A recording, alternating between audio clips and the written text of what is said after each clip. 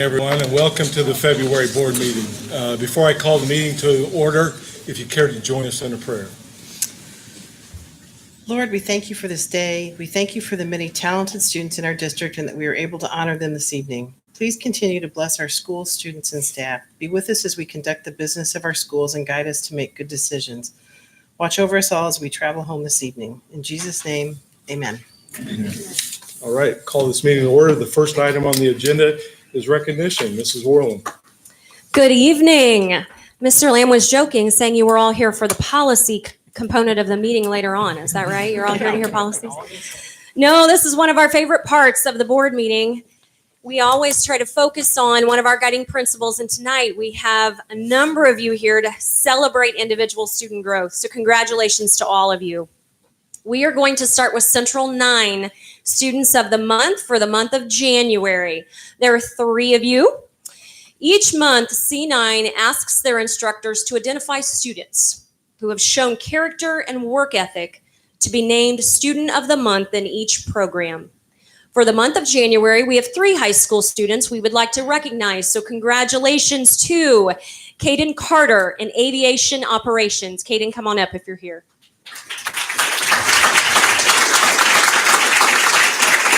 Cole Campbell, Diesel Service Tech. Cole, come on up if you're here. And Emma Rutan in Work-Based Learning. Thank you. If you would, please go ahead and introduce yourself. Tell us who's with you this evening. My parents. Scott, Melissa, Ryan, and my step-parents and my brothers and sisters. I'm actually representing for my twin sister. She's not able to be here tonight because she's sick, but here with me are my dads, Josh and Ryan Craft-Rutan. Congratulations.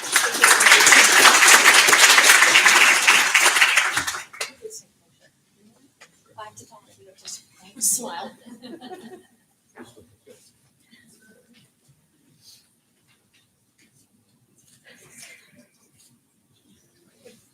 Congratulations. Allstate Honor Choir. Allstate Honor Choir. We have several students who had the honor of performing at the IMEA's Indiana Allstate Honor Choir program in January at the Embassy Theater in Fort Wayne. From our elementary and I believe Union, okay, I was looking for Katie. Union, Alyssa, is it Weiler? Yes. Weiler, very good. Congratulations. Come on up, Alyssa.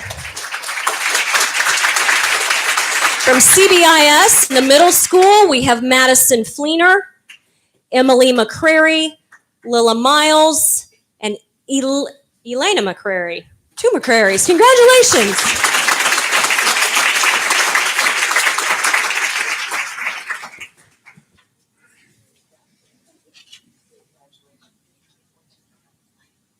From the high school, and I have a list. So if you would, please hold your applause. We'll applaud for all of them together. Come on up as I call your name. Kate Dowdy, Kaylin Dickey, Ruthie Foraker, Lauren Holcroft, Addie Mudd,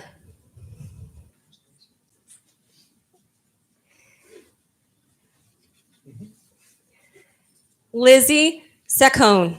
Did I say that right? Close.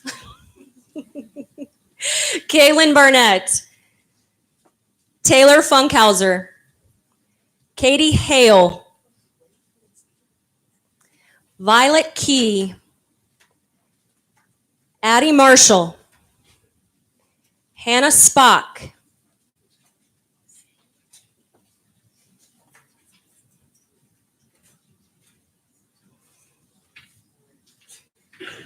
I know, I paused.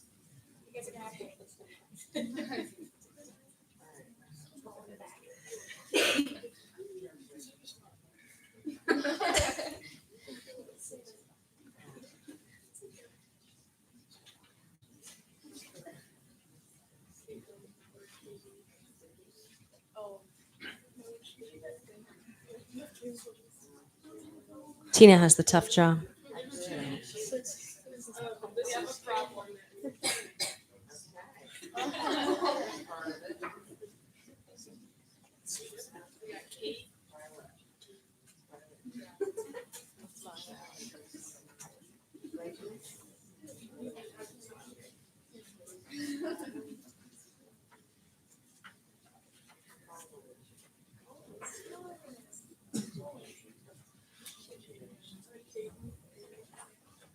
We're going to add to the madness. Leighton Tinberg, Brandon Beeman, Cole Fireban, Evan Jewell, Joey Persinger, Ethan Graham,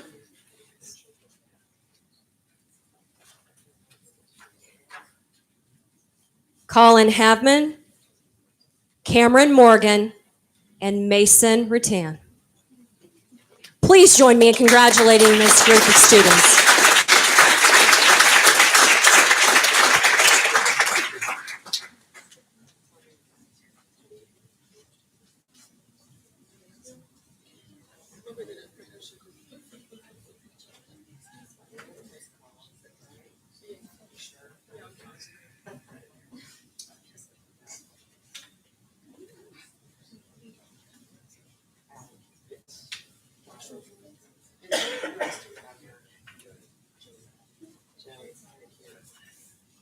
Did you rule the choir? Look how many of you there are. That's fantastic.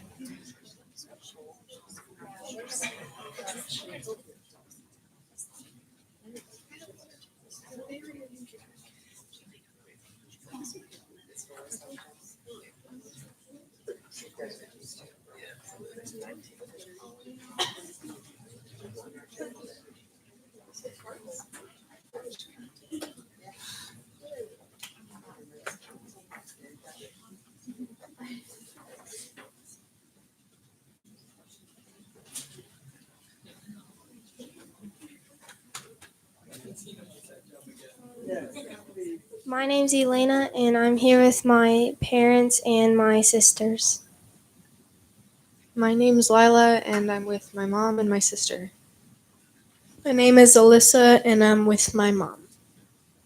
My name is Emily, and I'm here with my parents, Jeff and Stephanie, and my little sister, Ella. My name's Kate, and I'm with my mom and dad. My name's Kaylin, and I'm with my mom and dad. My name's Lauren, and I'm here with my beautiful mother, Christine. My name's Addie. I'm here with my dad, Lance, and my mom, Jamie, and my brother, Teddy. My name's Violet, and I'm here with Cameron's parents. My name's Lizzie, and I drove here. My name's Katie, and I'm here with my mom. My name's Joey, and I'm here with my dad and both my two beautiful sisters. My name's Cameron, and I'm here with my parents. I'm Colin. Those are my parents. Cool. My name is Mason Rattan, and I'm here with my dads, Josh and Ryan, Craft Rattan. Let's congratulate them.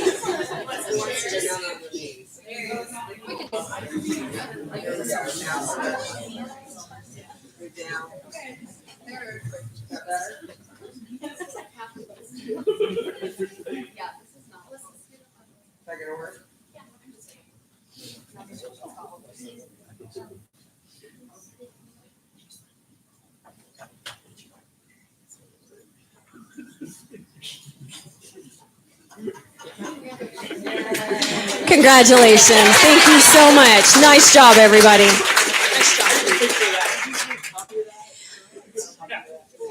Academic Allstate. Through the Indiana Football Indiana Football Coaches Association, we have 5 football players that were selected as Academic Allstate. I'm going to call their names. As I call your name, please come forward. Sam Albright.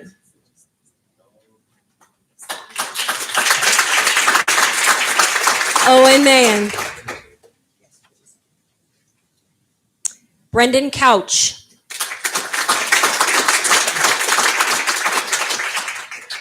Noah Crow. And Christian McClure. Congratulations, gentlemen.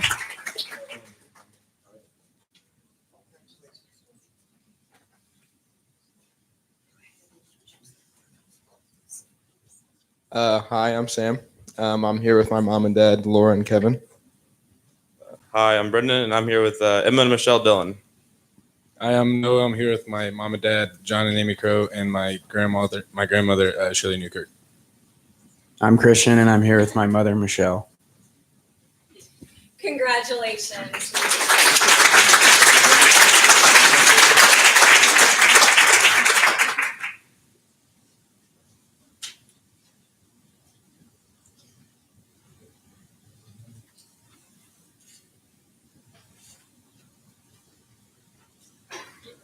Great job.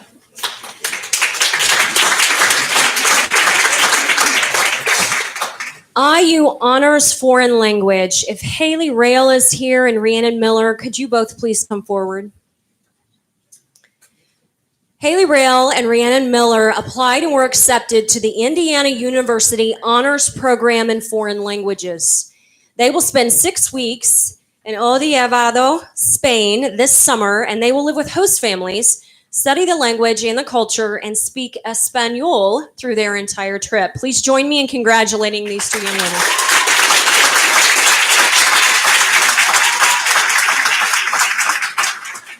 Hello, I'm Rhiannon, and I'm with my mom and dad, Roxanne and David.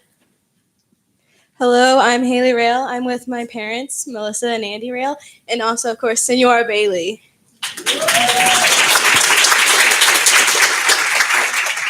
Congratulations, ladies.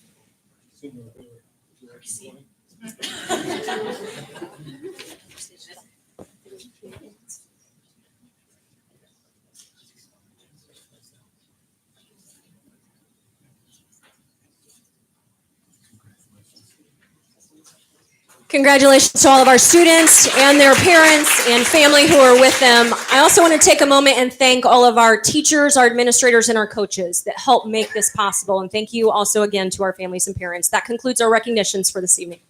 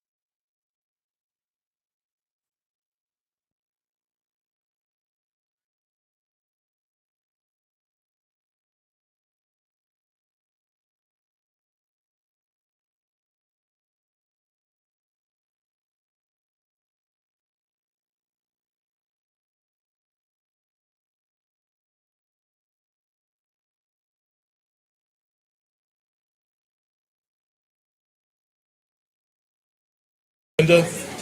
We'll open it up for any public or board comments. If you have any comments regarding the agenda, you have 2 minutes. Please step up to the podium.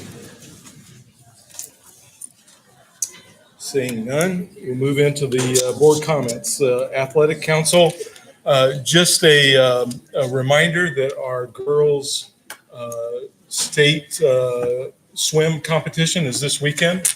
So they finished the regional, won 10 out of the 11 events. So way to go, girls. We will hopefully hear good things about them coming from the state this weekend. Collective bargaining, there's no updates. Communications?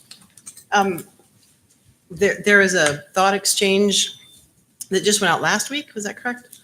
The week before, maybe? Anyway, it went out recently to collect data on the grades 5 through 8, maybe possible reconfiguration. So if you have a kid in that area or you just want to give your input, we would love to have it.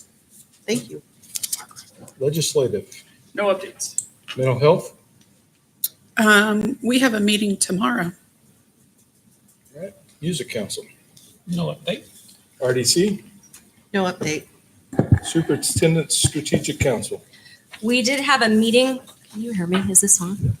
On January 29th at the high school, the conversation was about the 5 through 8 experience. I want to thank Cheryl and Rita both for presenting. We had a number of teachers in the room as well as community members. Had a great conversation doing a SWOT analysis of some different configurations. We will continue that conversation on February 26th at the high school at our next meeting.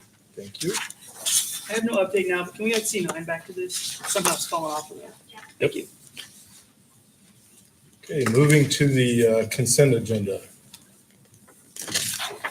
Any comments? I will move for approval. Thank you. Thank you. All those in favor of passing the consent agenda is fine by the sign of aye. Aye. Any opposed? Consent agenda passes. And I'd like to thank Mr. Bixler for the reappointment to the library board. We'll move to the superintendent reports. Mrs. Worland. Yes, we will start with our 10X grant presentations. Brandy Adair will be first.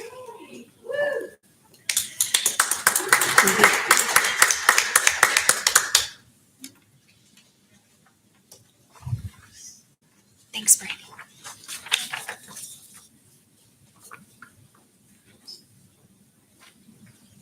Okay. Well, I'm not nervous at all. This is good. So I get to share my 3-day conference with you, and it's going to be a 5-minute teaser. I don't even know how else to tell you because I kind of geeked out about being able to go. It was an amazing opportunity. I love learning more about how I can help our kids, your kids, our students together. So I'm a little overwhelmed with the class size I had just a minute ago, so thank God for the referendum because I could never teach in that class size. So we had some dopamine, that's the Tigger effect, and the serotonin, that's the Winnie the Pooh effect, and the histamine, that's your Eeyores. And well, you have a room that could be a very chaotic situation. So with that, I'm going to talk about what I learned on the Elevate Social Emotional Learning and how I've brought that back. Some of the things I already did, and then some of them just made me change my thought a little bit. So my title going forward was When Little People Are Overwhelmed by Big Emotions, it's our job to share in their calm, not join in their chaos. I know you've heard that a lot, but that's my favorite, and it's the only way I can explain my everyday school opportunity, excitement, the ups, the downs, the roller coaster. So I've always loved helping children and taking time to really develop a rapport with them. They come from all walks of life, and I learned that I want to be the change. So how, you ask? Well, I went to learn constructive ways of taking a chaotic situation to a calm one, creating a safe classroom, school, by teaching children to regulate their emotions and control their impulses. This does not change overnight. It takes a lot of practice. I went in July, and we are still incorporating that on day 113. You're welcome. The workshop helped me reflect on my own emotions and behaviors and consciously model social emotional learning. Now I'm trembling, but I don't do that in front of your kids. It's just you. You all have that affect that kind of makes me feel a little bit. So it was a personal transformation, embracing change in order to strengthen education. That's why we're all here, right? Okay, so we started out learning how to change our job description. So I thought about that for a minute. What does that look like? So my old job description would have looked like, my job is to make you behave. Your job is to make my job hard. It worked. They were really good at it. Now it's about my job is to keep you safe, and your job is to help me keep it safe. Ooh, now they have a job. They like that. They really do. So this is a powerful shift because it changes our intention, and our intention then shifts our attention. It's pretty deep, but I like that. So then we stop thinking the old, how can I get you to stop? What is it I want you to stop? To the new, how can I help you be successful? They like that. They want your help, not always, but that's okay. So this does not happen overnight as well. It takes lots and lots of practice for both of us as we're learning each other, myself and the student. So we begin with self-regulation, and there are 5 steps to self-regulation. This was laid out a lot better earlier. Sorry. Okay. So self-regulation is essential for social, emotional, academic, and life success. The objectives for children is we use these 5 objectives. And it's hanging in my room. And so the kids now, on a day 113, we may have 3 of these down pat. But again, it's practice, practice. So the I am portion is, I am to recognize they have been triggered and take themselves to the safe place. The safe place then touching 4 of their senses. And then the I calm, to begin calming themselves enough to identify the feeling they are experiencing. The I feel, to select the appropriate feeling, naming the emotion, and then helping them regulate the emotion, creating self-regulatory inner speech for themselves. So I could say, your face is going like this, you seem, and then tell them the emotion that I feel that they're feeling. Usually correct. If I'm not, they don't mind correcting me. And it usually gets a little bit easier as we go down, helping them calm. We then move into the I choose. So choosing to stay calm, engaging strategies in order to shift from an upset state to an optimal learning state. This is where all my visuals come into play. I'm using a lot more visuals, and I would have brought all of those if this wasn't just a 5-minute teaser. But I feel like nowadays, I'm competing with video games and social and, all the media. And, well, I'm just not as cute as some of those things they're playing. And I'm not, on roller skates and flipping and, all that stuff constantly. So this is, again, where all my visuals come into place. And then the last part is important because this is the I solve part. It's to learn how to address the upsetting event with lifelong problem-solving skills. Something triggered your child or the child into a state of upset. Whatever happened needs some type of solution. So we go about this and you're like, well, that's a lot of words, that's a lot of talk, but we have visuals for all of this. We do start out small. Like I said, sometimes it will take a week to learn something. Sometimes we're working on that same skill for 3, 4, 5 weeks. It just depends. Every kid's unique and everyone's learning at a different rate or pace. So earlier I mentioned a safe place. What is a safe place? A safe place is a self-regulating center where children practice changing their internal state from upset to calm in order to maximize their learning potential. It consists of and I know there are 5 senses. Try to steer clear of the taste one. We use peppermint in that, so if they want a peppermint. But it does point out a lot. So these do hang up, and the kids get to learn a lot about themselves when you do this. So we talk about like the sense of smell, and then the smell is directly linked to the limbic system, which governs emotional memory, behavior, and memory storage. Interesting, right? You would have never thought. So then the cortex, where the conscious thought occurs. Okay, the kids are like, yeah. So then I break it down for them and I go, well, this is where we're going to create your learning state. So the peppermint, it increases your mental alertness. Oh, okay.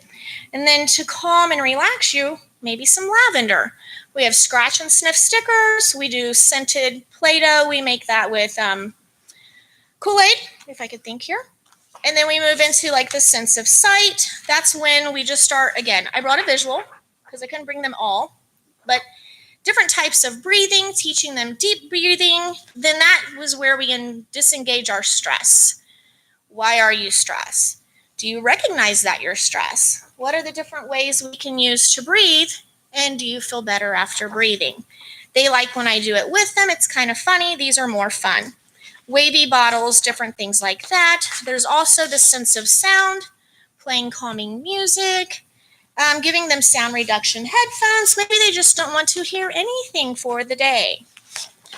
Then the sense of touch. These are, some children respond favorably to a sense of touch and some don't want it.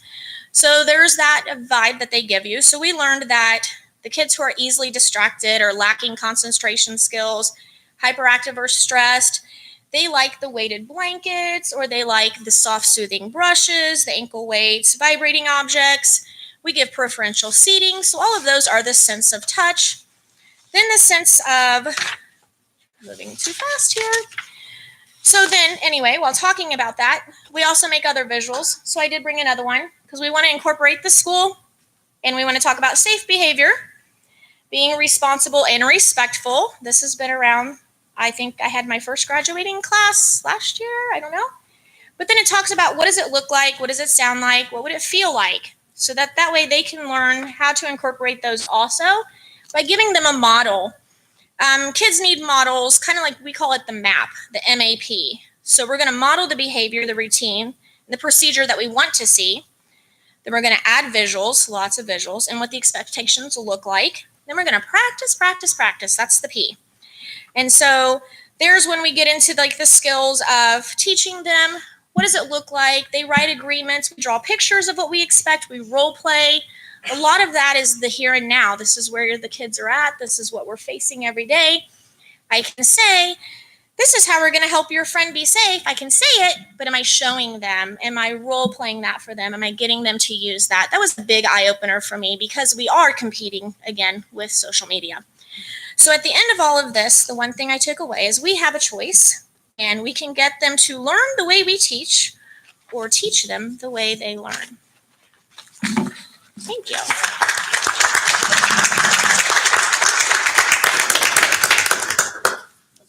Great job, Brandy. Thank you so much. Stephanie Simmer.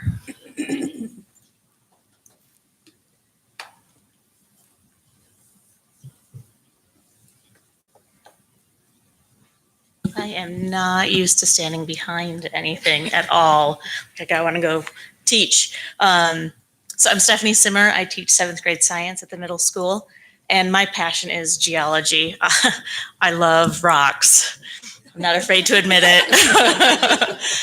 In fact, we're taking our test on rocks, and I just got an amazing rock from a student today. I get pretty geeked about rocks. So thinking about where would I like to do, what would I like to enrich, every vacation has to do with rocks somehow. And so was thinking about how can I incorporate this into my standards and what I teach. And Iceland has, oh my gosh, every earth science standard I could want to teach. I was able to see and experience and bring things back.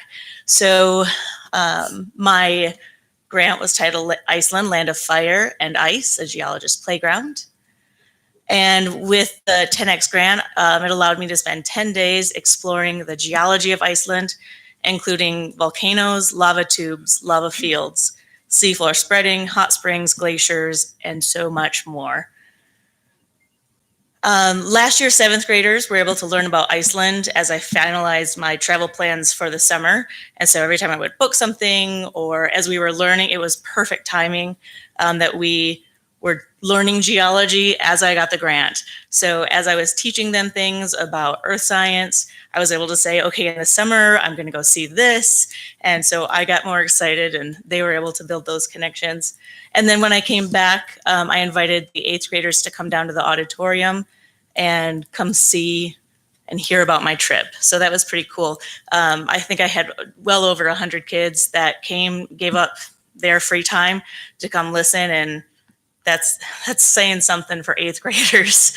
So, and then with the Google Expedition Cart, I've been able to share my experience with all of the 7th graders through rotating through their teachers' classrooms. All 7th graders have been able to do an Iceland top 10 geology sites with me. And then there are a couple other things that are available to them to explore. So they had the 360 camera, whatever you want to call it, expedition kit. And we went all over Iceland. So I'll share just a little bit. I'm going to try to keep it short. I think one of the most impactful things that I was able to see is evidence of seafloor spreading happening on the land. This is something that's just so abstract to us in the Midwest. It's just so different. And so to be able to see seafloor spreading, which is on the bottom of the ocean floor, it's actually happening on the land. So if you take a look, here's the teacher and me. Here's the ocean underneath this bridge, or the ocean right here. The seafloor is literally spreading and you can see it happening on land. It's just amazing. So it's a process called rifting, and there are a couple other really cool places in Iceland. This is the Thingvellir National or World Heritage Site. And so you can see like this actual splitting or rifting or spreading of Iceland. And up here, if you take a look, you can see this big band of yellow-orange is where that it's a divergent boundary. It's where the plates are spreading. And so it really goes right through the island, and it's just really incredible. The second thing that has really been impactful and being able to bring back into my classroom is a volcanic landscape. We live in the Midwest where it's flat, and we've had sedimentary rocks and glaciers, and it's all very cool. But when we talk about igneous processes, there's no context for us. So to be able to see an igneous landscape, bring back these pictures, it was really fun to watch the kids drop them into this landscape on the 360, and they were like, "Oh, we're on Mars." I said, "No, you're not." But it's like a foreign place. So it was really incredible to be able to do.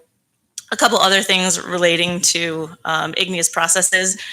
We went inside of a lava tube. So on the one on the right, you can see it's got like a tube structure, right? And we went through there. So if you imagine like a flow, like a river of lava, the top would harden and the bottom would harden, but the middle would keep going. And so the middle keeps flowing out and it leaves this tube. And then really exciting, the picture on the left here, you can see these horizontal like flow marks. And if you picture like a muddy stream or something, it might leave like streaks as it went down that stream. Well, this is lava left streaks as it went through this tube. So just really incredible to see. Mineral formation, like I said, it's just so different from what we are used to. Still going with volcanic activity, tons and tons of geysers and hot springs, just really cool things. The word geyser actually came from Iceland. Geothermal power was something that we went and looked into. And one of my favorite experiences, I don't show pictures of it, was we hiked, it was supposed to be a 30-minute uphill hike, and it was not a hill, it is a volcano. And it took me 2 hours to hike up this hill, but it was amazing. And at the top of this very long path was a stream that was heated by geothermal water. And we packed swimsuits with us, and they have little places to change. And we swam in a stream heated by magma. It was amazing. Yeah. So no pictures for, no. No. So yeah, but it was a really cool experience. And then the ice. So another amazing hike. We started, well, you can see where we started, and we hiked up and over and up onto this glacier. Just an amazing, amazing thing. Again, Indiana was covered by glaciers, not quite the same, but like everything about Indiana is because of these glacial processes. So to be able to see these and take pictures and really like see it for myself, see why is Indiana so flat, and why is it so fertile? Why is our land so great for farming? It has everything to do with this glacier or glaciers. So really, really neat, and able to incorporate that into my students' learning. Last but not least, we were able to go on a glacial lagoon boat ride and see icebergs, not necessarily related to Indiana, but a once in a lifetime opportunity. So cool. So I thank you so much for the opportunity. My students have really enjoyed it. I've really enjoyed it. And when I have a stressful day, I go look at my pictures and I do the calming things that she was talking about. I'm like, yes, Iceland, it was amazing. So thank you so much.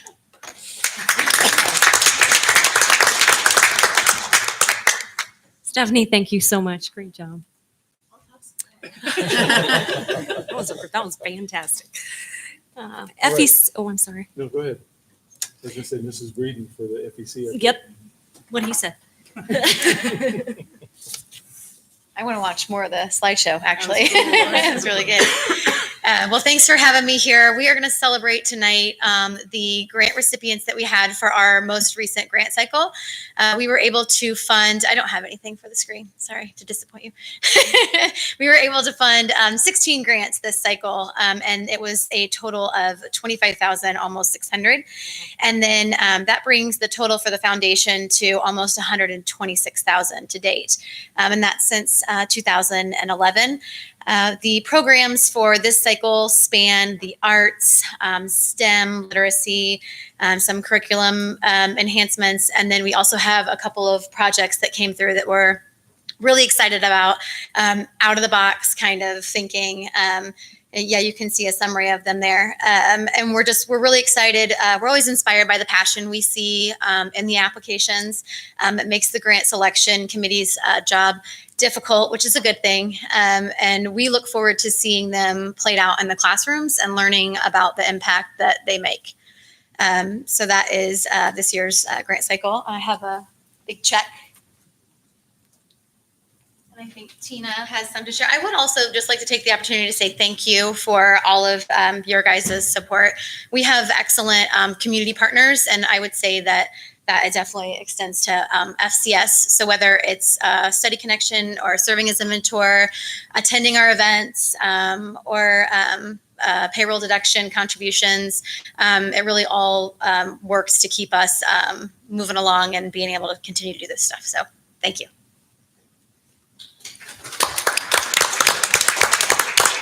I just wanted to thank Tony for all of her work in building the programs that we have in the Education Connection. Mr. Wagner and I both serve on that board and seen it grown over the years. And, you know, the classroom grants are pivotal in supplementing some of our supply budgets. So you're making a huge impact in the classroom, and we appreciate that. We're planning to start bringing in some of the teachers that are receiving these grants and recognizing those teachers at each board meeting. So we'll start to hear about some of those projects coming up. Okay. I'm gonna have to come back.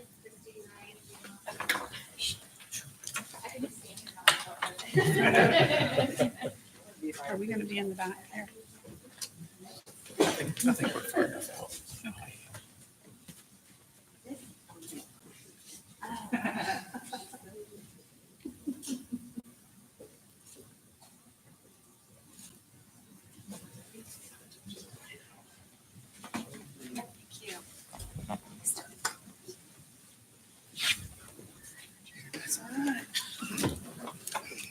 Thanks, Matt.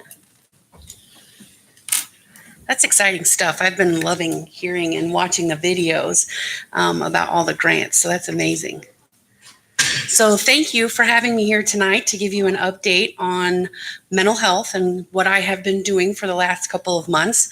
I must say I've been very, very busy, but I'm just going to try to make this. I have my cheat sheet on there. Oh, I was going to keep it. I just wanted to give you kind of a synopsis of the things that I've been working on. So to start with, and you're probably not going to pay attention to anything I say after you see these pictures, but we wanted to give you an update on the therapy dogs, and we're so excited. So meet Millie. She's precious. I love her. And then I accidentally put a double picture of Millie up here. So meet Nero. So both of these beautiful babies are going to be brought to the school on April 8th, 9th, and 10th. And during that time, we will have identified the handlers that we are going to train so that they become certified trainers to be able to work with both Millie and Nero at Webb and Northwood. So we only have a few of the handlers identified right now, so we'll be working very diligently in the next month to identify the remaining handlers. And on the 8th, 9th, and 10th, on the 8th, the trainer brings the dogs down and we get to meet them, and all the handlers will be there. And on the 9th, whoever is identified as the primary handler, meeting the handler that is taking full responsibility for the dog. And I see Andrea back there really excited. they take the dogs home that night, the primary handlers do. And then from then on, the journey begins. So we're really, really excited. There's not much left to talk about the training. We're still in the process of learning what that looks like. And we know it's going to be about 3 days long, and it may be extended depending upon how many handlers that we actually identify. I have also been working on a corporation and building policy for the dogs, and they will actually be sent to you guys soon for you to vote on. I don't have them tonight. The corporation policy is just an addition to what's already there. There's a service animal policy, so we've just kind of added to that. And the building policy is more guidelines. So it's what to expect at each building level, what the school can expect, what the handlers can expect. It outlines pretty much everything. It talks about the vet, the groomer. So we have everything listed out so that it's a no-brainer on what the primary handler and secondary handlers' expectations are. So that's very exciting. Like I said, right around the corner, April 8th, 9th, and 10th. And then certain things that I have been working on over the last couple months is I have done a mental health needs assessment per each building. So I've actually met with the principal and the guidance counselors in each of the buildings within the district to kind of hear their thoughts about mental health from their perspective, from the teacher's perspective. What's the overall culture look like? It's one of the things that I will say that I've learned is that although collectively we are a district, each building is very, very unique and runs very independently of one another. And so one experience that might be happening at one elementary school is not the same experience that's happening at another elementary school. So we will continue to use that qualitative data as we move forward to design what we hope to bring to the school corporation.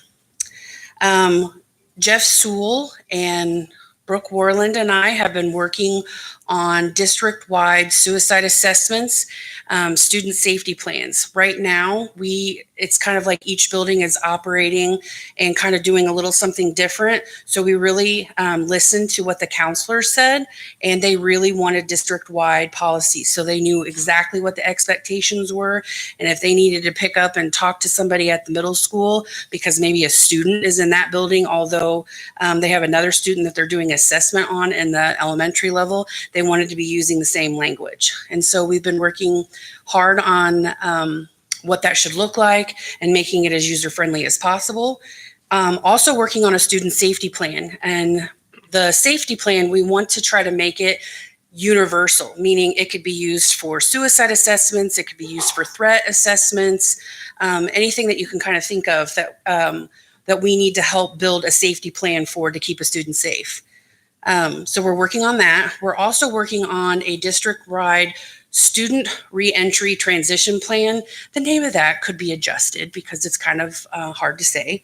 But the bottom line is we really, if a student has been hospitalized for any reason, whether it be for a terrible cancer diagnosis or for a mental health situation, anything, you name it, it can be very taxing on the student and the teachers and the staff to know how to bring that kiddo back into the school, especially if they've been gone for a while, and especially if it could potentially be related to suicide, a really touchy subject. So we wanted to create what that would look like to take the stress off the parents, the students, and the teachers and the principal by kind of walking through a step-by-step guideline for what to expect so they can re-entry back into the school as smoothly as possible.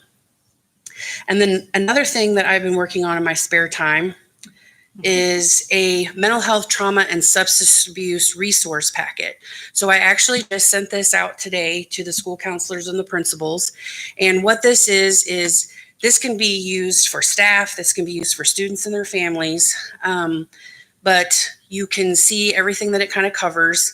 It does have little fancy bookmarks, so if we want to, oh, it's not going to work. That's unfun. Oh, because it's not active right now. But we can give this to families. So God forbid we do have a suicide situation that arises, or any kind of mental health situation, or just someone who's just wanting more resources. It can be daunting to try to identify available resources in the community. So I've tried to use the most common and put them together as succinctly as possible. So this is, there's different sections and it's all sorted by, Franklin, Whiteland, Greenwood. So it's a helpful guide throughout Johnson County. And it goes from anything from hospitals to mental health agencies to psychologists that I've identified in the community who want to be listed in this packet to say, yes, I want to be a helpful resource to the FCS school community.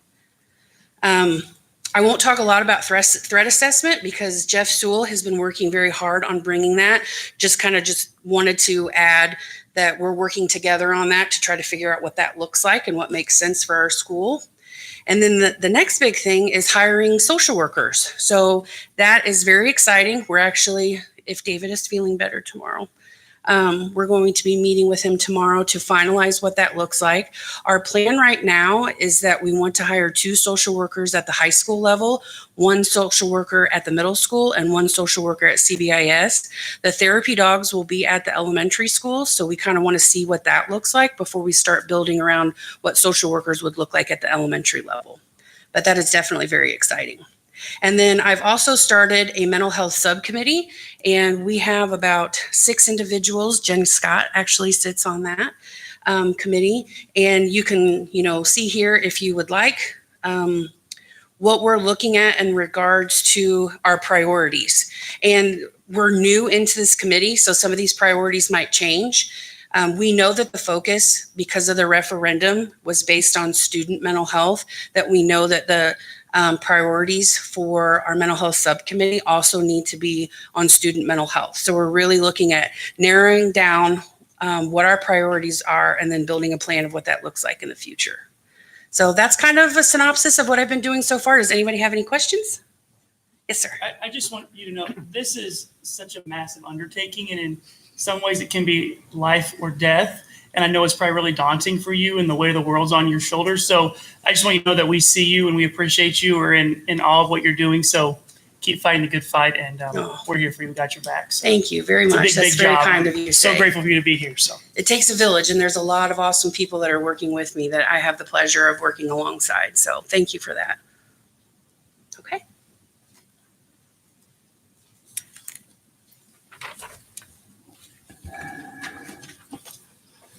All right, Mrs. Borland, you're going to give us the Coogee update? I am.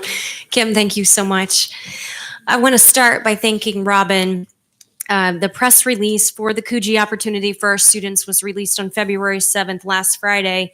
And when you look at the top of that release, it's really fun to see the logos from Franklin Community Schools, the community, the city of Franklin, and Franklin Education Connection. And so just to see that reinforcement of collaboration. So Robin, thank you for that.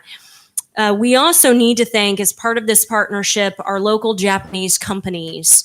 The opportunity that we have for students for this travel experience would not be possible without our Japanese companies and our community supporting us. Those companies are NSK Corporation, KYB Americas Corporation, Mitsubishi Heavy Industries Climate Control Incorporated, and Mitsubishi Turbocharger and Engine America Incorporated.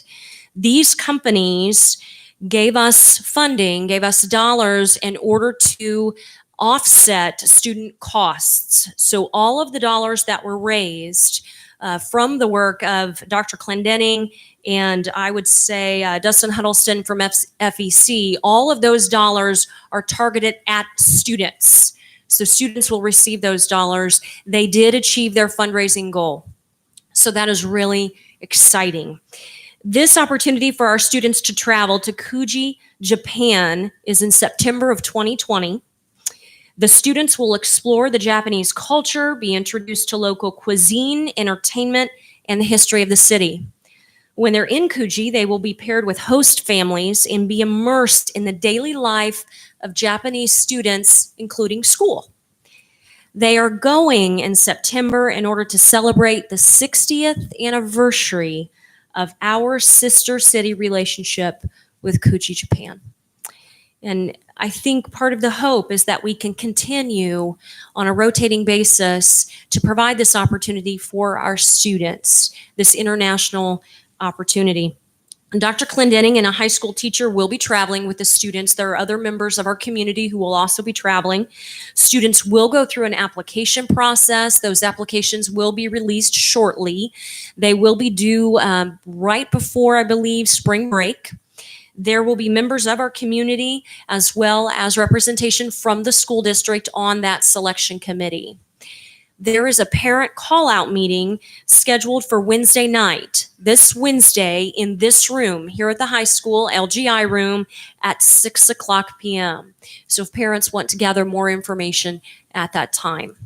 Again, I want to thank, the district wants to thank, I'm sure all of us in this room want to thank our community partners in this process and for really making this opportunity available to our students.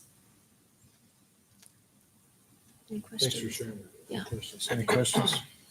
No. Thank you. We'll move then to the iLearn presentation.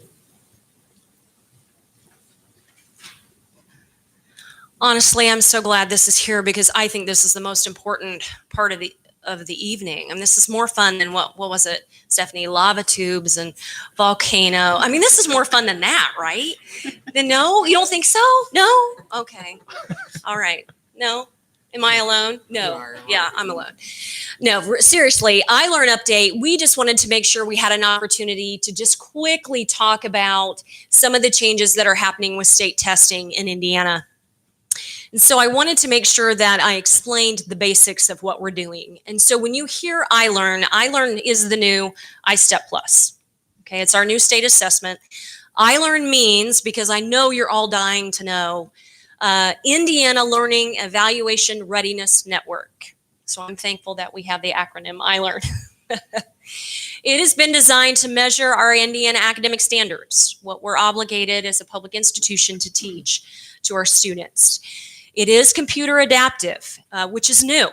That has not been one of the criteria or the characteristics of our prior state assessments. So it is computer adaptive. For mathematics and ELA in grades 3 through 8, this year they're adding science to that. So science will also be computer adaptive. So we take science in certain grade levels, we take social studies in certain grade levels, ELA and mathematics we take in grades 3 through 8. Okay. The summative assessment was administered for the first time last April, will be administered for the second time this year in the months of April and May.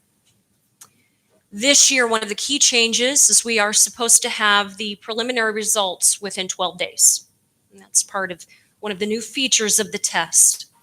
One key change for iStep Plus is that we have eliminated the time constraints for the test. And so students have an opportunity to spend as much time on each segment of the test as they need, which creates really an interesting scheduling situation for our building test administrators, many of whom are sitting in the back of this room, organizing those testing schedules.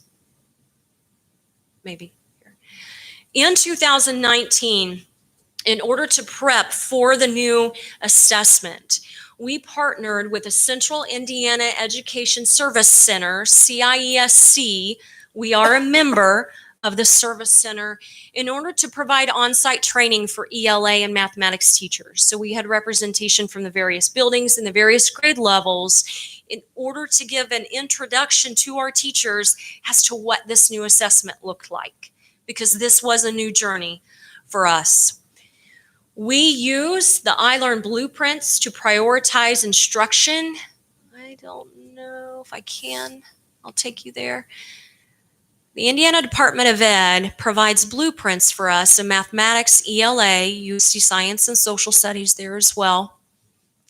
When you select a grade level, what the state is telling us is that when you look at the standards, and the standards are not written out, you just have the standard number here, but if you look at algebra and functions, and we're in 6th grade mathematics, there will be 11 to 13 items on the iLearn from that standard grouping. When you look at 6 algebra and functions or 6AF1, that standard, we know there will be at least 1 item on the assessment and up to 3. So this information allows us to determine which of these standards are priority standards for us.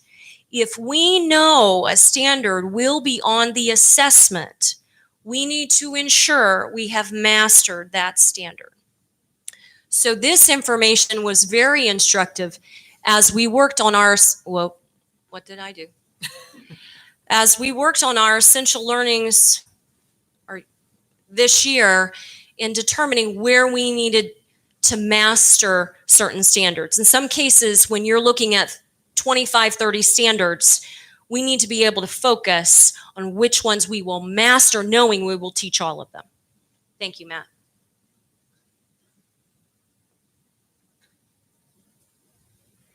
We also assign building test coordinators in each of our buildings. Like I said, many of them, they're in the back of the room. We engage students with practice questions and sample tests. Those were provided by the Indiana Department of Ed. We will do the same thing again this year. And we also conducted endurance tests with our students. Many of our students were not accustomed to spending as much time on a particular task as this new assessment required. You will see here the results, and these were published earlier. So these are the same results you've already seen for ELA and mathematics. The blue is Franklin Community Schools. The red bars are the state averages. So you can see where we were above the state averages, and I believe there are 3 cases in which we were below the state average. So this data is not new. It's the same data that was published in the paper. We then took a look at our data for each of the content areas, for each of the grade levels, and we looked at how we compared to our peers, the same peer group that we use for our fiscal indicators as well. And so you'll see Franklin in the dark blue bar, the state average is off to the right in the red, and you will see where our other peers fall along that graph. And that gives us a sense of who's above, who's below, and why might that be the case? What are their student demographics? What test prep or thought have they given to the experience, the assessment experience? What formative assessments are they using? Are there curricular reasons? It allows us to have some of those conversations with our peers as we think about state assessment. Yeah, right. And peers here is size of school or demographic of kids? Size of school. The same peer group that we use for fiscal indicators. So the demographics are not always the same. Do you think if you did a chart with kids that will come from the same families as ours at different schools, you would see a different trajectory? Possibly. I would be interested in seeing that at some point if we can. Okay. Yeah. Good question. This is a trend line. Okay, this may be hard to read. It may be easier to see on your devices, but using the same information. So we're looking at 6th grade math. And I apologize, I'm kind of turned away from you. I'm looking at the screen. But you'll see the trend lines of those same peer institutions. We are the dark pink that is woven through. And you will notice some of those peaks and valleys where the test has changed. So keep in mind, through this journey, we've had different state assessments that have happened. It is common with a different state assessment to see a decline. Okay, so you can follow that through and see where the peers line up. Again, it's a little difficult to read on the screen. We pulled some other data. This is 3rd grade ELA, similar analysis here. Franklin Community Schools in the dark blue, state is in the red. But it's helpful for us to get a sense of where we fall within that standard peer group. I'm going to scroll through. Similar process here, these next few slides. For this year, we're doing much of the same work we did last year. In addition to really focusing on, and some of the principals could talk about this, digging into our data a little bit more. What are we doing with our DIBELS data, one of the assessments we use in K through 2 on foundational reading? What are we doing with our NWE data, and how is that guiding instruction in our classrooms? Again, we spent significant time in the fall semester looking at essential learnings in both ELA and mathematics, and where are those standards where we really need to ensure we've mastered the concept.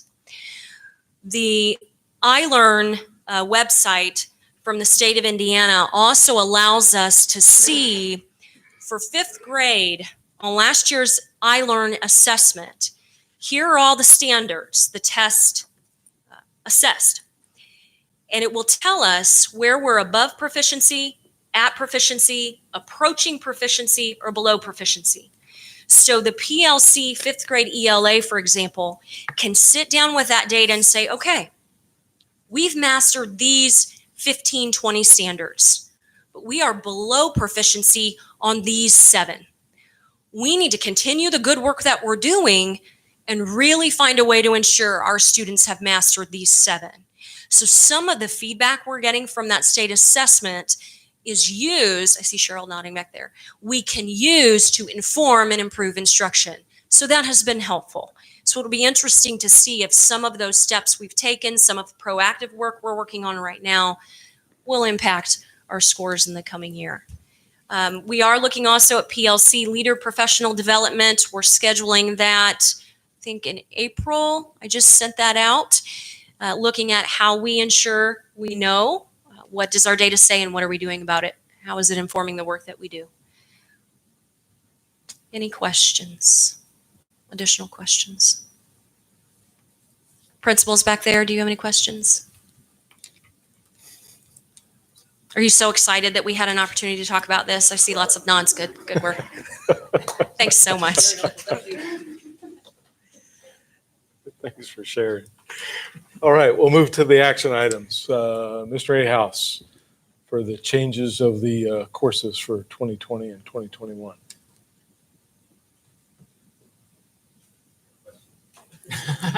Were there any changes from last month? Okay. Any questions or comments? Do I have a motion? Got a motion for approval. All those in favor of passing the changes to the course description, please respond by the sign of aye. Aye. All right. Any opposed? Mr. A. House, passed. We'll move into the home office policy. Mrs. Gross. If you recall, we talked about this at last month's meeting.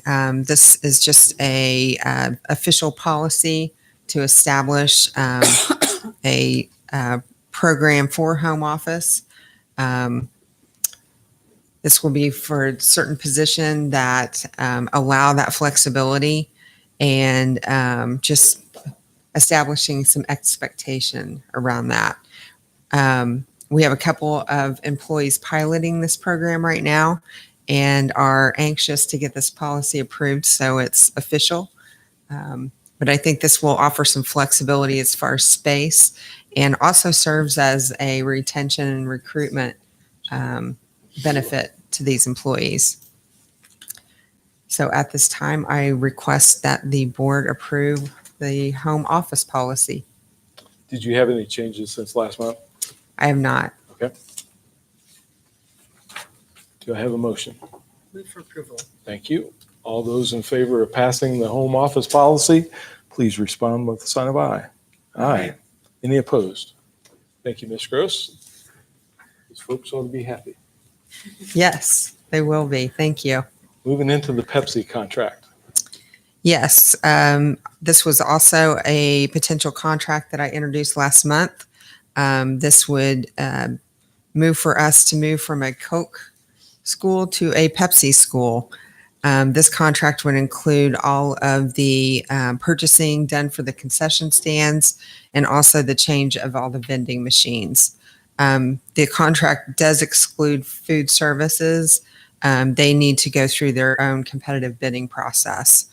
So Pepsi provided a very lucrative contract proposal, and our recommendation is that we go with Pepsi. Nothing has changed since our meeting last month, and so I'm requesting that we move forward with this contract. Thank you. You're able to review this. Do I have a motion then? Move for approval. Thank you. Any comments or questions? No. All those in favor of moving to Pepsi, please respond by the sign of aye. Aye. Any opposed? Mrs. Gross, we're moving to Pepsi. Thank you. And then finally, the resolution to transfer funds to the education fund. Yes, this is just kind of an addendum to what was done last summer. We moved a sum of money to establish the Employer of Choice Fund last summer. And if we transfer this additional amount, this will get this account on a calendar year budget, like everything else is. And so it will be easier to track and line up with all of the other budgets. So I'm requesting that we transfer an additional $33,154 from the Extended Ed Fund to the Employer of Choice Fund to fund those initiatives for 2020. Very good. Any questions or comments for Mrs. Gross? Do I have a motion? Move for approval. Thank you. All those in favor of transferring the funds, please respond with the sign of aye. Aye. Any opposed? Thank you, Ms. Gross. It passes. Thank you. We'll move then to the discussion items. Ms. Scott for the outside therapist. Oh, thanks for doing that. Super easy. First of all, good evening, and I appreciate you taking the time to listen to this proposal. And for those of you that I haven't had face-to-face conversations with, I'm Jen Scott, the Director of Special Ed. So what I'm getting ready to talk about is probably more focused on our students with disabilities, those that either have an IEP or have a 504 plan. So it is targeting. I wouldn't say that our students that are not identified as having a disability wouldn't necessarily fall under this, but my focus is really on our students with disabilities. So you've had a chance, I'm sure, to review the Memorandum of Understanding, and this is between Franklin Schools and then the parentally provided outside therapist. So we have a handful or more of parents who have opted to seek outside private therapy for their children. And that could be, probably the most common would be ABA therapy, which is a medical service. When students receive ABA, a doctor recommends it, it goes to their health insurance, and therefore it's private. It's not typically something a school would recommend for that reason. Another therapy that parents might seek outside of school would be behavior therapy. We see a lot of our families, and the principals know this, where a student is receiving behavior therapy through Adult and Child. It could be DCS. It could just be a parent is seeking counseling therapy, and they're also working with a behavior therapist. The problem that we see, or it's not really a problem, but as administrators, is our kids are leaving school early for this, or they're coming in late because they're seeing therapists. So they're missing instruction. I would like to see on a case-by-case basis where we have an agreement with the parent that we allow the therapist to come into school to provide their service. And so I would not say that 100% of the time we think that's in the child's best interest, but sometimes it is. And one very good reason, and I was just talking to Mrs. Gross about this, is that when children are learning through therapy, behavior therapy, ABA therapy, they're doing that often in an isolated situation or a very, very small group, and they struggle to generalize that into the school setting. I respect parents' decisions for their outside therapy, and we hear a lot, and I know Dr. Hayden has heard this from a family. Well, my child's making progress at home. My child's making progress in therapy, but we're not seeing that carried over at school. And so I think it's not a partnership with the agencies, but it's more just collaborating and working together. And I think we're all pieces of the puzzle. I hear Kimberly talking about mental health, and we had Brandy Adair presenting on social emotional learning, and private therapy is just another piece for some families. And so I think it's time that we have those conversations, again, individually and case by case, but allowing these families the opportunity to start that conversation with us and hear them out and bring them in. You might wonder, like, what's an example of a student who would benefit from this? So we currently have a student who is receiving ABA full-time through the health insurance medical side. Full-time is usually 40 hours a week. This particular student has what is considered a late start. So it's not first thing in the morning, so that therapy runs later in the evening. So he's still coming to school. And the example I just gave you, not generalizing the things that he's learning, but we're hearing from the therapist and the family, well, we're making progress at home. So I think it's in his best interest and the families and the schools. Let's let the therapist come and work with the student to help him generalize what he's learning there into the school setting. The goal is always to fade that support. I don't see therapists coming in as being a part of our school. They're not our employees, but it's one piece to the puzzle for that student and that family. So logistically, how would that work? So for example, your example, so with the therapist, would we set up an office for them, or how would that Nope, work? they will come in just as a guest every day, sign in, sign out, go to their identified location, provide that service, and then leave. And so the example here, it's 5 hours a week with the idea that the therapist is coming in just for 1 hour every day. And then the therapist in this proposal is taking the child to therapy. So they're leaving together. Behavior therapy, sometimes they just want to come in during a specific time during the day because it's an identified area of need that the family has said, I'm getting a lot of phone calls, or this is an area I'd like to see my child improve. And so they will say, can the therapist come in and observe? Can the therapist come in and work with the student during that time? And so it's in our best interest to have an agreement with them. Couple things, no cost to us. We are not employing the therapists. We're just agreeing to let them come in and provide their therapy. I love the idea that kids can stay in school and not leave. And we're seeing a lot of kids. I've seen an increase just not only in this district, but in my previous one of kids leaving early for outside therapy. And so we lose them out of our classrooms. We lose that relationship a little bit. They miss out on instruction. They miss out on time with their peers. Do we need to provide a private setting for that in each school? Designate space? Or Not necessarily. It could be the best way to provide that is in an authentic situation where they're in class learning the skills in a natural setting, playground, in their classroom, in the hallway. Yep. I have another student that is in therapy, and I just met with the center and I asked, is she ready? Do you think somebody should come in and work with her to help generalize the skills? And the center said, absolutely not. So kind of have both sides where sometimes we're ready to say, let's generalize. And other times it's like, nope, we're waiting out behaviors for 3 hours. And that's not necessarily appropriate in a school setting. Any other questions? It's definitely unique to this district. There are some districts that are starting to entertain the idea. I think if you went back 10 years, people put a hard line and their foot down on we're not letting outside therapists into schools. But I think it's a changing world, and our students' needs haven't changed, but they've increased. I think we're seeing an increase in the number of kids that need some services and support. And if families are taking that effort, I'd like to respect that and work together with them. Sense. Thanks for your work on this. Pardon me? I said, thanks for your work. Oh, thank you. And I didn't mention this, but Mr. Young has looked over this and said we're good to go legally on this kind of agreement. Did you have any questions about it? Yeah. No. Okay. So before I end, one question I did have is it possible to move this to an action item instead of waiting until March? I was going to ask that very question. If you wanted that to be moved to an action item. So it sounds like yes. I would love to. Okay. This would allow me to move forward with a family and get going ASAP rather than wait a month.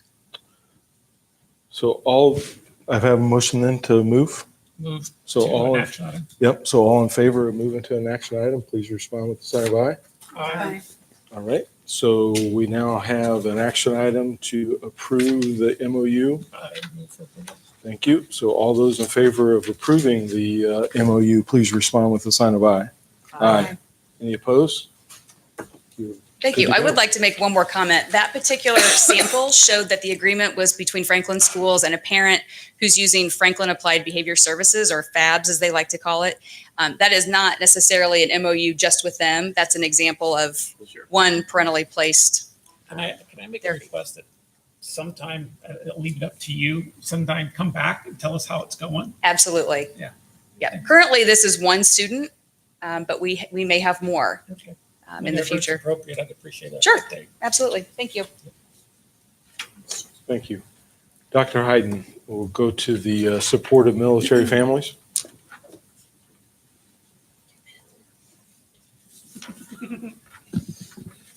I told Brooke I prepared 25 minutes. And, she just indicated I have 2. So, thank you very much for the time this evening. The Indiana Department of Education put forth a really nice opportunity for schools very recently.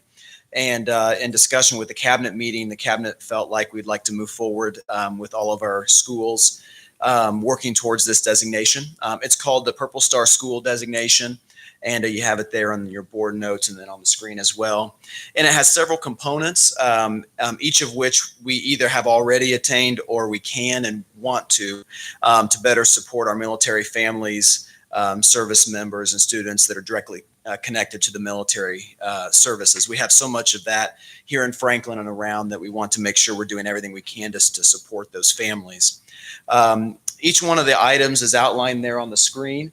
And we've worked on some of those already and others are in the works. There are some things that are pretty easy for us because, like I said, we already are in good position for those.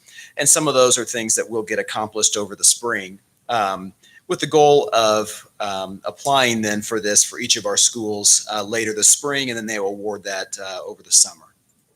And so one component for you to consider is a resolution. It's one of the pieces that is required for this. And we have the resolution there on the first page. Right now, this is on as a discussion item, and it could stay as that, or you can move it to an action item tonight. Either one is fine on our timeline because we won't be applying for this probably until after the March meeting anyway. But I did want to bring this before you tonight and then answer any questions you might have over it.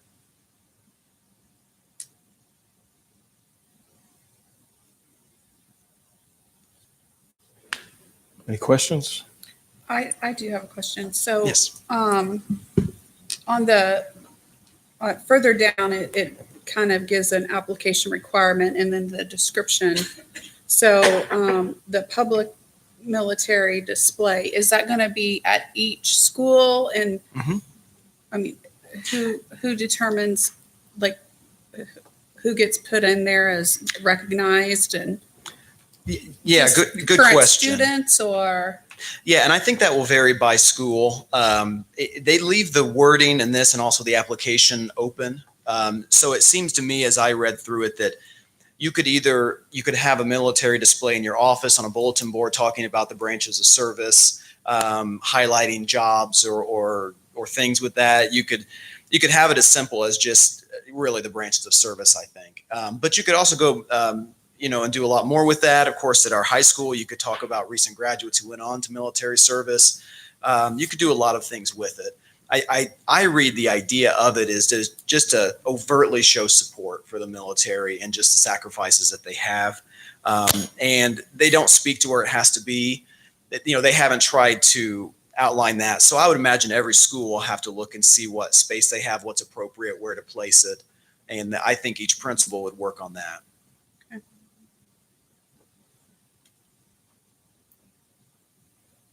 Thank you. Any other questions? Thank you, Dr. Thank you. All right, moving to the policies. Mrs. Worland, would you like to cover those? Yes, I would in great detail. Yes. Yes. Okay. No, these are the policies. There's not, David and I met about them last week. There's not much to them, and they just reflect updates in the law and sort of best practices from what's that group called? That there's some group that sends us the updated policies each 6 months or something. So David and I went through them. Nothing substantive to them. I think we should just keep them here and then next. Very good. Move them to action on him. Yeah. All right. We'll move then to the administrative comments. Any comments from the board? Mrs. Worland, would you like to go through the Lost at School, Chapter 4? Sure. I gave Cheryl and Dylan a heads up, and Jen, you're here as well. They've been working, again, as part of our mental health initiative under the umbrella that Kim has been spearheading, the Lost at School pilots at CBIS and at Needham Elementary. Chapter 4 really dives into the Plan B this whole concept of a Plan B. And so I asked if they had any updates they wanted to share as status for the work they've been doing. Cheryl's going to stand. We've been involved in Plan B really for the last.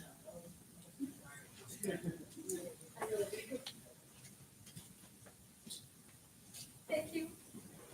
I'll address you from over here.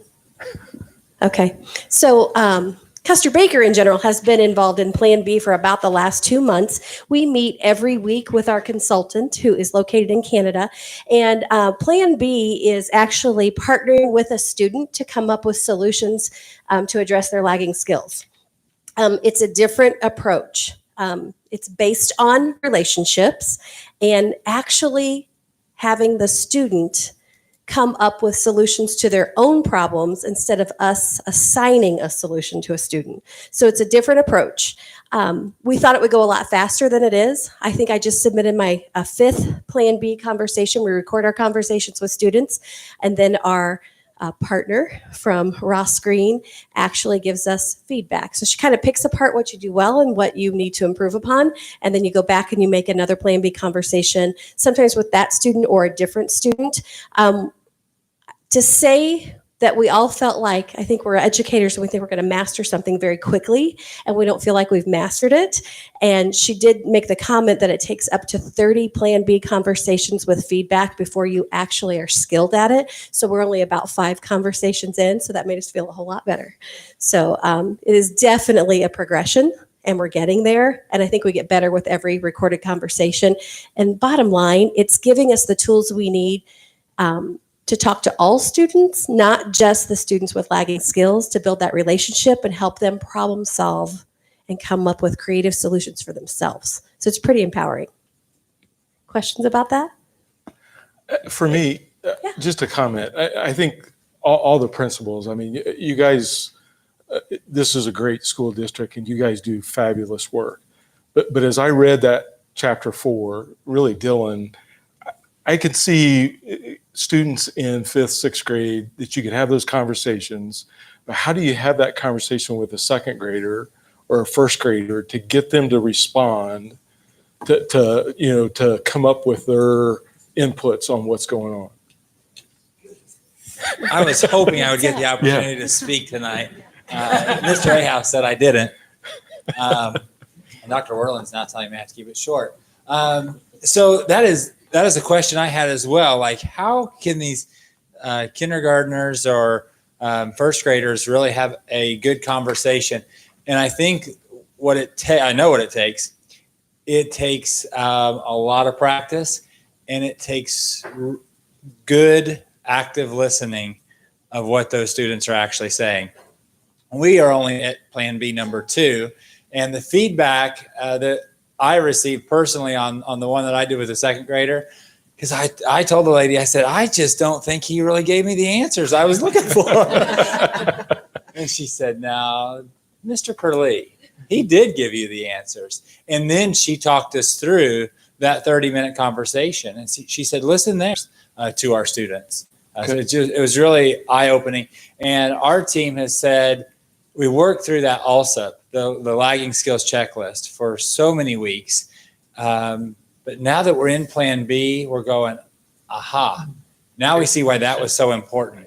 Right. And the starting of it to come to like a little bit of a fruition there of this whole plan. So it's been pretty cool. Thank you. Other questions for other people? Dylan and Cheryl and your teams, thank you so much. I know this has been a lot of time and a lot of energy and effort, so thank you so much. Mrs. Worland, would you care to go over the calendar? Sure. February 13th, Katie Smith back there, Northwood Elementary, 6 o'clock. We are at 6:30 to 4 o'clock, registering for fall 2020 Cub Academy and summer camp. Is that correct, Katie? 4:30 to 6. Great. Yes, for all locations are at Northwood. Yes. So come sign up. February 17th is an e-learning day. That's President's Day.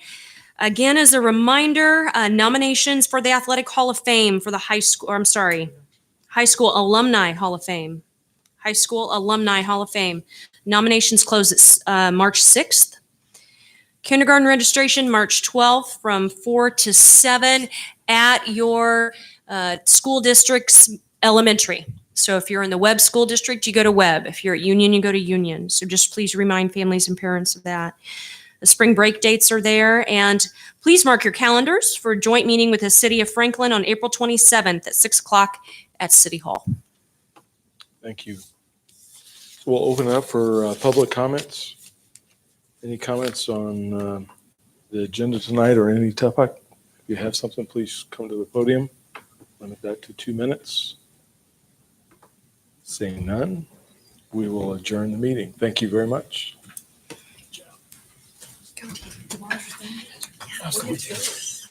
Is that? Did I go too quick? No, sorry.